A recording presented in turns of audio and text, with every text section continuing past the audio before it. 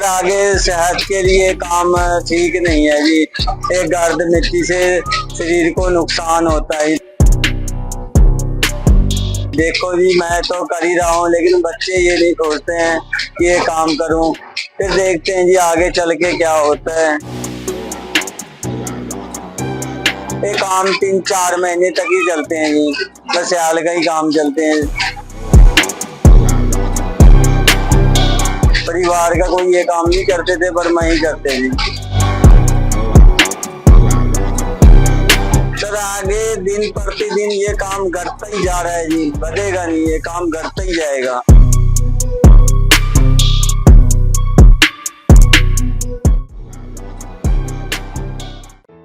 सर्दियां शुरू हो चुकी हैं। सर्दियों में अक्सर याद आती है कंबल या रजाई की। अगर आप 80s या 90s के बीच पैदा हुए हैं तो आपको याद होगा कि सर्दियां शुरू होते ही घरों की औरतें पुरानी रजाइयों को उधेड़कर इनकी पिंजाई का काम शुरू कर देती थी, जिससे ये नई जैसी और गर्म हो जाती थी। किंतु आज के दौर में रजाई भरने और रुई पिंजाई या धुनाई जैसे परंपरागत व्यवसाय अब इतिहास बनने की कगार पर है।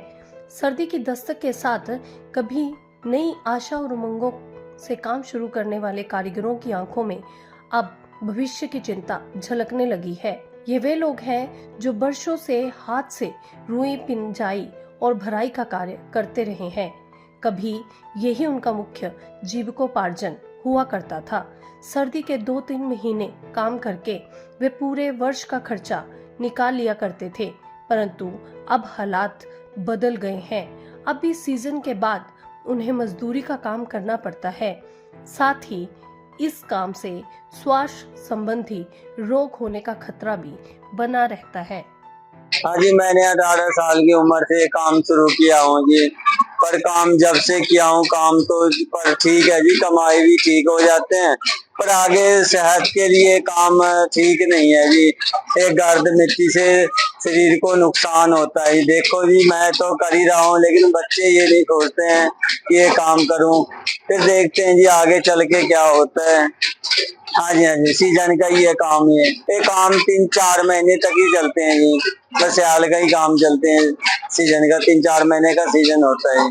देखो जी, एक रोज में घट काम आ जाए तो 10-12 लाख बना लेते हैं जी।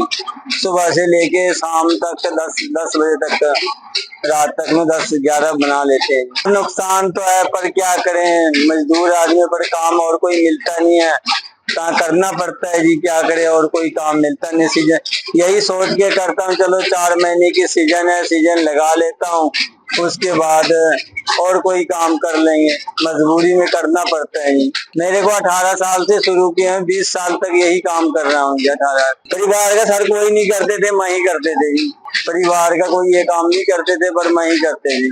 सर मेरा बच्चा ये नहीं लगता है कि ये काम करेंगे, पर ये काम दिक्कत का है ना, ता करके बच्चे नहीं सोचते ये काम करेंगे। हाँ जी, पता क्या, अब आजकल रेडीमेड सामान ज्यादा आने लगे, इस करके हर काम पे नुकसान हो गया जी। पहले बहुत काम आते थे, अब काम मंदा हो गए जी। सर पहले जैसे रुई जो चलती थी वो रुई अब नहीं आ रहा, अब तो रुई हल्का आ रहा है जी। पहले रूलर सार्जन आते थे और रुई साफ होते थे, अब रुई हल्का आने लगे। सर आगे दिन प्रतिदिन ये काम घटता ही जा रहा है जी, बढ़ेगा नहीं, ये काम घटता ही जाएगा।